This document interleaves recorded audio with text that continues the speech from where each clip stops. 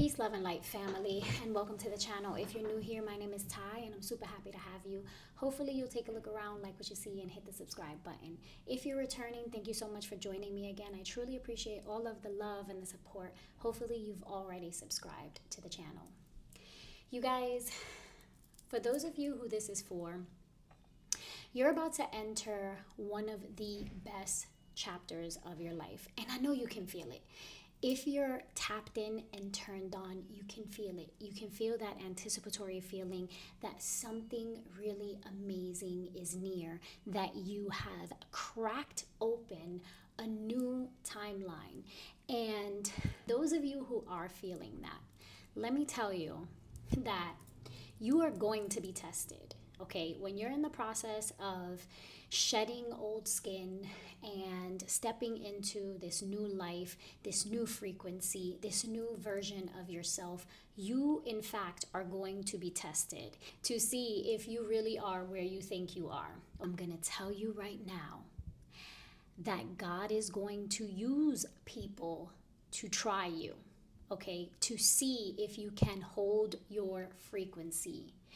And of those people, no one is going to trigger you more than your own family.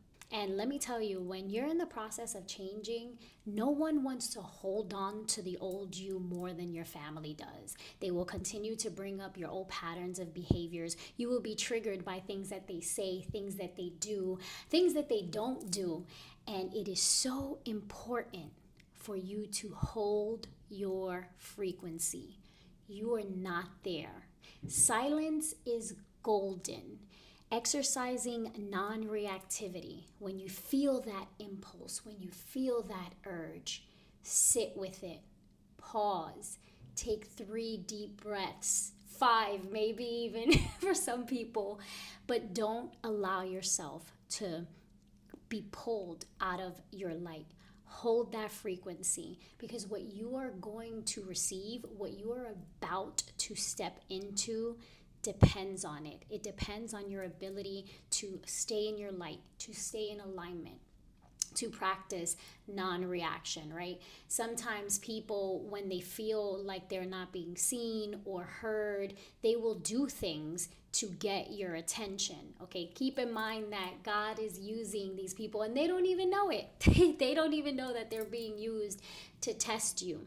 And that being said, for some of you who feel like this is something that is a bit challenging, if you need to either A, cut some people off, do it. I'm not saying that that's for everybody. Some people you might just need to limit your contact with. If that means not answering the phone, don't answer the phone. If that means not answering a text message, don't answer the text message. Put that phone on D&D if you need to.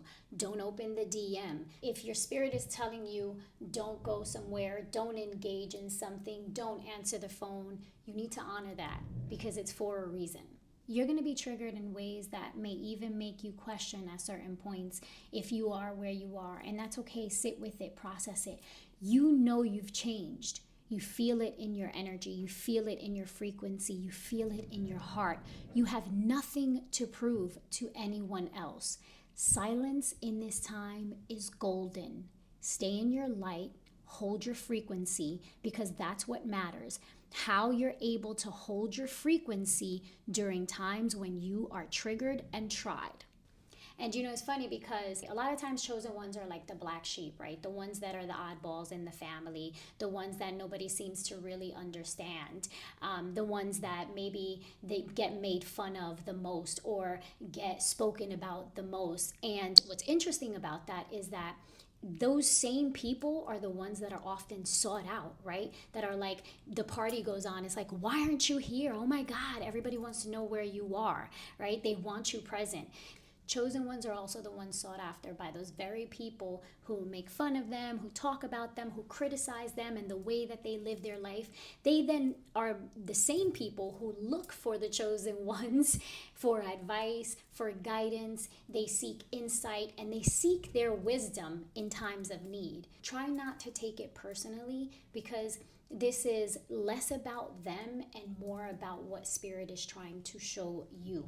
And remember, you can always tell somebody's emotional maturity by the way that they respond and treat others, by the things that they find humor in. So don't take it personally. Meet them where they are, in the sense that you can see where they are. You can see that they are on a different frequency than you are. Send them love, send them light, but also keep your distance, hold your boundaries.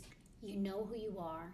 So hold your vision, hold your faith, and more importantly, hold your space, even if that means that there is no space for those people in your life at this juncture. Because in this season, people are going to play themselves right out of your life, including family. Don't place yourself in situations around people who you know are going to deliberately trigger those parts of you that you're still working through, okay? Because we all have shadows. The shadow doesn't go anywhere. We learn to integrate it. We learn to use it to our advantage. We learn to remain in our inner light, hold our frequency while acknowledging those shadow aspects of ourselves. But we're also wiser, and so we don't place ourselves in situations where we know we are going to be triggered. If you feel like you're not prepared to take on that challenge yet, like you're not equipped. Although for many of you, I don't feel like that's the case. This is just a friendly reminder, okay? The truth is that you really don't know where you are on your journey until you're triggered, right? Because triggers come up so that we can face them and address them, process them, and release them. So those things are okay, but what's more than important than anything is that during those times, you practice the things that you have learned in order to remain in alignment. So use the tools that you have, hop into meditation, spend some time alone, pause before reacting to people, because for many of you during the next couple weeks, people are going to trigger you in attempt to get a reaction out of you, because whether they're aware of it or not, they can feel the shift. And so again, if you need to ghost some people, do that. Don't ever feel guilty for doing what's best for you. I hope you enjoyed this message. I hope it brings you some clarity. I hope it brings you this forewarning, okay? And that you are preparing yourself for when you encounter these types of situations. If you enjoyed it, please tell me how it resonated, if it did, in the comment section down below. Give me a like. It does help my channel. And hopefully you'll even consider subscribing. I love you all so much. Peace, love, and light.